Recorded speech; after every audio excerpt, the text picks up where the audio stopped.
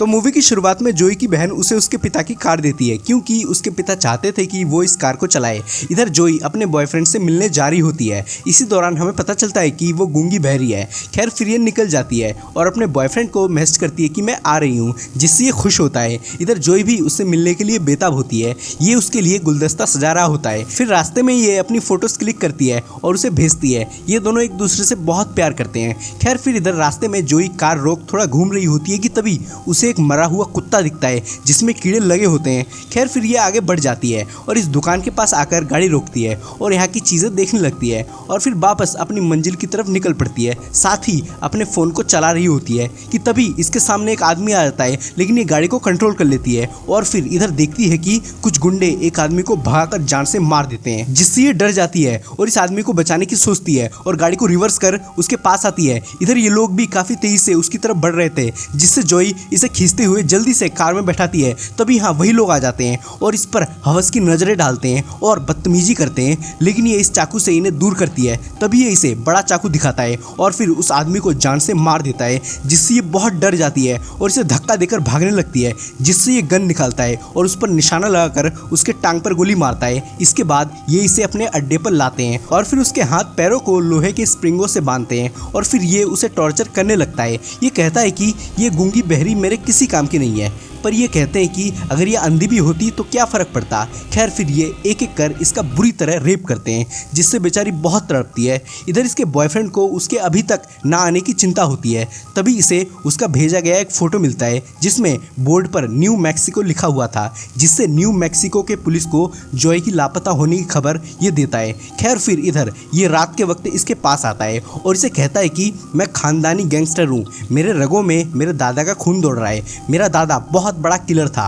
और वो लोगों को तड़पा तड़पा के मारता था। फिर ये इसे बहुत सारे लोगों की खोपड़ी दिखाता है जो कि इसके दादा ने मारा था। ये यह सब देख बहुत घबराती है। फिर इधर ये लोग ताश खेलते हैं। फिर ये इसे कहता है कि वो लड़की यहाँ नहीं रह सकती, उसे जान से मारना होगा, लेकिन ये उसके साथ और अपनी हवस को मिटाना चाहता था, जिससे ये उसे मारने से मना करता है। पर ये कहता है पुलिस उसे ढूंढते यहाँ तक आ सकती है, जिससे ये दोनों ताश का बैट लगाते हैं कि जो जीतेगा वो लड़की के साथ कुछ भी कर सकता है। इधर जोई को अपने बॉयफ्रेंड की यादें आती है और वो विजन्स देखती है, जिससे उसके अंदर जोश आता है, हिम्मत आती है और फिर वो अपने हाथों को जोर से खींचने लगती है, जिससे हाथ की खाल उजड़ जाती है और बहुत सारा ब्लड निकलता है, पर इसके हाथ खुल जाते हैं। इधर हमें पता चलता है कि जुए में ये जीत जाता है। इधर ये भाग रही होती है, जिससे वो इसे देख लेता है और उसके पीछे जाने लगता है। ये यहाँ तक पहुँच जाती है, तब ये पीछे से खंजर इसमें घुसा देता है और इसे जान से मार देता है। फिर सीन शिफ्ट होता है और एक तांत्रिक इसकी लाश को जमीन में दबा देखता है, जिससे ये इसे निकालता है और फिर अपने साथ यहाँ ले आता है और रात के वक्त इसके शरीर पर जड़ी बूटी लगा के इसके जख्मों को कपड़े से बांध देता है और फिर आधी रात में सैटेनिक रिचुअल करता है और शैतान से मदद मांगता है ताकि ये इसको वापस जिंदा कर सके। तभी ये अपनी डाइविन पावर से देखता है कि इसके साथ क्या क्या हुआ था। ये इसकी सारी पास्ट मेमोरीज देख लेता है और वापस रिचुअल परफॉर्म करने लगता है। तभी ये जिंदा होने लगती है और फिर इसकी बॉडी ऐसे हो जाती है जैसे इसके अंदर कोई बुरी आत्मा आ गई हो। ये हवा में तैरने लगती है। दरअसल अब इसकी आत्मा अपनी मौत का बदला लेना चाहती थी, इसलिए इसमें काफी पावर्स आ जाती है। खैर फिर ये रास्ते में चलते चलते इस टेलीफोन से अपने बॉयफ्रेंड को कॉल करती है और हकलाते हुए कहती है कि मैं जिंदा हूँ। दरअसल अब इसमें बोलने की और सुनने की भी शक्ति आ गई थी। ये कहती है कि मुझे यहाँ से ले जाओ। तभी हाँ उनमें से एक गुंडा आता है, जिससे इसकी आत्मा गुस्सा हो जाती है और बदला चाहती है। ये इस बार में आता है और उस लड़की की मौत की खबर इन्हें सुनाता है और कहता है कि अच्छा हुआ साली मर गई। तब ये इसके पीछे आ जाती है, जिससे ये शॉक होता है। तब ये इसे मारती है और कांच की बोतल धड़ाधड़ इसके पेट में घुसाती है और फिर पेट में हाथ डालकर अंतड़ियाँ बाहर निकाल लेती है, जिससे इसकी आत्मा कांप उठती है और फिर ये इसके मुंह में बार करती है, जिससे बेरहमी के साथ उसकी मौत हो जाती है। जिससे पुलिस यहाँ आती है और फिर इसका बॉयफ्रेंड भी यहाँ आ जाता है और जॉय को ढूंढने लगता है और पुलिस को कहता है कि उसने 1 घंटे पहले मुझे यहाँ से कॉल किया, लेकिन अब जॉय यहाँ नहीं होती, जिससे ये इसे पुलिस स्टेशन जाने को कहता है ताकि ये इसकी ऑफिशियल रिपोर्ट लिख सके।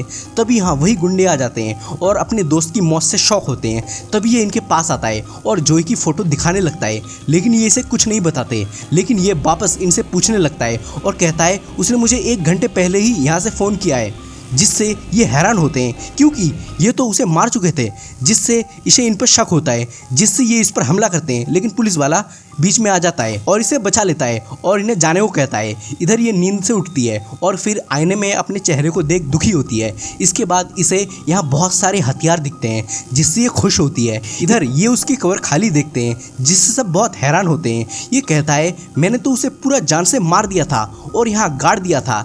ये कहता है तो फिर लाश गई कहाँ? फिर ये इन्हें लगता है कि शायद जंगली कुत्ते लाश को ले गए हों।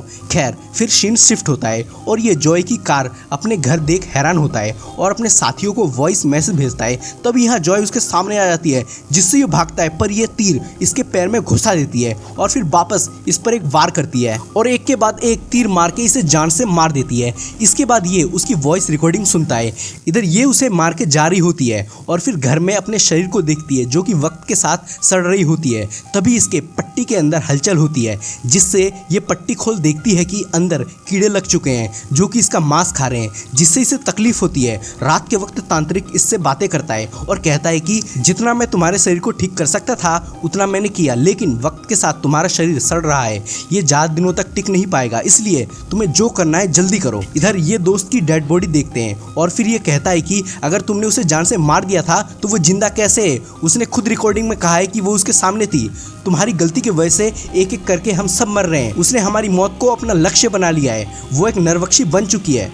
नेक्स्ट सीन में इधर उसका बॉयफ्रेंड रो रहा होता है। तभी डोरबेल बजती है और ये लोग आ जाते हैं और फिर उसे मारते हैं। फिर उसे उठा के गाड़ी में लाते हैं। तभी इसकी गर्दन पर तीर लगता है और ये यहाँ आ जाती है जिससे ये गाड़ी भगाते हैं, जिससे ये भी गाड़ी के पीछे भागती है और फिर ऊपर चढ़ जाती है और इन दोनों में फाइट होने लगती है। दोनों एक दूसरे पर वार करते हैं। तब ये चाकू निकाल जॉय पर भौंक देता है लेकिन उसे कुछ नहीं होता, जिससे फिर ये इसे पकड़कर मार के अधमरा कर देती है, जिससे ये ब्रेक मार इसे नीचे गिरा देता है और फिर कुचल देता है। लेकिन वापस ये खड़ी हो जाती है जिससे ये शॉक होते हैं और फिर भाग जाते हैं। फिर सीन शिफ्ट होता है। ये इसे बांध के रखते हैं। इसका दोस्त भी घायल होता है। ये कहता है कि मैंने ना जाने कितनी बार उस पर चाकू से वार किए पर उसे कुछ नहीं हुआ, मानो उसका शरीर बेजान हो। इधर ये इन्हें कहता है मुझे हॉस्पिटल ले चलो नहीं तो मैं मर जाऊंगा, लेकिन ये उसकी बात पर ध्यान नहीं देते। फिर ये कहता है मानो उसकी शरीर को कोई कठपुतली की तरह नचा रहा हो, जिससे इन्हें उस तांत्रिक पर शक होता है क्योंकि उसके अलावा ऐसा कोई दूसरा नहीं कर सकता था। खैर फिर इधर इनके दूसरे साथी हथियार लेके आते हैं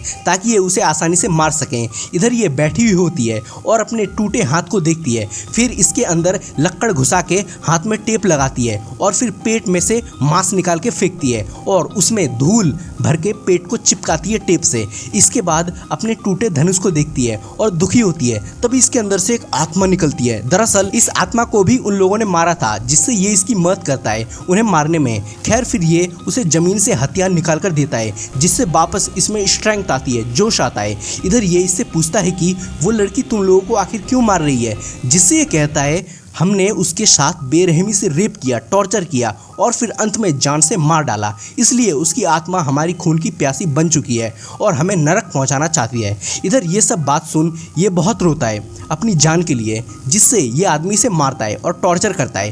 तभी इधर कोडी गाड़ी लेके भागता है ताकि वो हॉस्पिटल जा सके। ये लोग इसे रोकने की कोशिश करते हैं। ये तेजी से आगे बढ़ रहा होता है। तभी ये इसके सामने आ जाती है और इस पर भाला फेंकती है, जिससे कार पलट जाती है, जिसे ये लोग भी देख लेते हैं और उस पर फायरिंग करते हैं। फिर ये अंदर आ जाते हैं। इधर ये लोग भी हथियार लेके तैयार हो जाते हैं। तब यहाँ पर पैरानॉर्मल एक्टिविटियाँ होने लगती है, हलचल होने लगती है और फिर ये इसे मार देती है, जिससे ये फायरिंग करता है। लेकिन तभी ऊपर से खून टपकने लगता है और फिर ये इसे मार देती है, जिससे ये अंदर आता है। तभी लाइट बंद हो जाती है, जिससे ये स्लोली आगे बढ़ने लगता है। तभी ये इसके सामने आ जाती है, जिससे इसकी फट जाती है। तभी ये इस पर हमला करती है और इसे खींचते हुए अंदर ले जाती है, जिससे ये यहाँ आता है। तभी ये इसके सामने आ जाती है, जिसका इसने दिल निकाल लिया होता है, जिससे ये खौफ से भर जाता है। तभी ये इसके सामने उसके दिल को खाती है और इसे खौफ दिखाती है, जिससे ये बाहर आके इस पुलिस वाले को शूट करता है और फिर भाग जाता है। इधर ये जोई को याद कर रो रहा होता है, जिससे जोई इसके पीछे आ जाती है,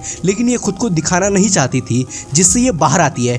फिर ये इधर इस तांत्रिक के पास आता है, क्योंकि इसी के वजह से वो सबको मार रही थी, जिससे ये इसे मारता है। फिर ये कहता है कि वो लड़की अकेली नहीं है, बल्कि बहुत सारी आत्माएं उसका साथ दे रही है। अगर उसे मारना चाहते हो तो तुम्हें उन सब खोपड़ियों को दफनाना होगा जिसे तुमने संभाल कर रखा है। जिससे इधर ये सब खोपड़ियों को लेके आता है और गड्ढा खोदता है, फिर इनमें खोपड़ियों को रखता है। लेकिन यहाँ एक खोपड़ी गायब होती है। तभी ये उस खोपड़ी को लेकर आ जाती है, जिससे ये चैनसो निकालता है और फिर हमला करता है। दोनों एक दूसरे पर हमला करते हैं और लड़ाई करते हैं और जबरदस्त फाइट करते हैं। ये इस पर चैनसो चलाता है, लेकिन ये बार बार बचती है। तब ये इस पर ताबड़तोड़ हमला करती है और इसका हाथ काट डालती है, जिससे ये एक हाथ से वार करता है। तभी ये इसके पेट पर खंजर घुसा देती है और फिर इसे मारने वाली होती है कि तभी ये भी इसके पेट में चैनसो चला देता है, जिससे ये इसकी पूरी गर्दन काट देती है। फिर इसका बॉयफ्रेंड यहाँ आता है और फिर अपनी आधी कटी हुई गर्लफ्रेंड को देख रोता है। उसकी इस हालत पर इसे तरस आता है। जॉय भी रोती है और इसे इशारे में आई लव यू कहती है। फिर ये इसे मुक्ति दिलाने के लिए मजबूरन